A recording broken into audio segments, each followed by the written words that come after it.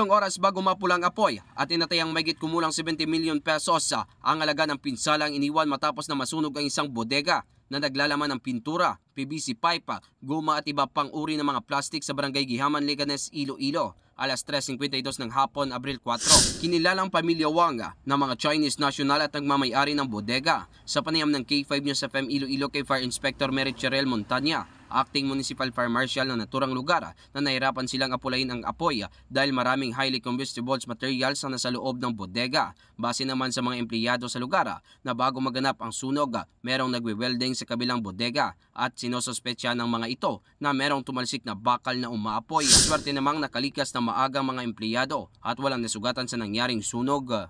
Sa ngayon mga ka-K5, patuloy pang investigasyon ng Bureau of Fire Protection sa nangyaring sunog dito sa isang warehouse sa bayan ng Leganes, Iloilo. Ito ang balitang ating tinutukan para sa K5 Network News. Ako si ka-K5 Eric Cañizares para sa Kampyong Balita, Serbisyo Publiko at Kasiyahan sa bawat Pilipino. K5 News FM.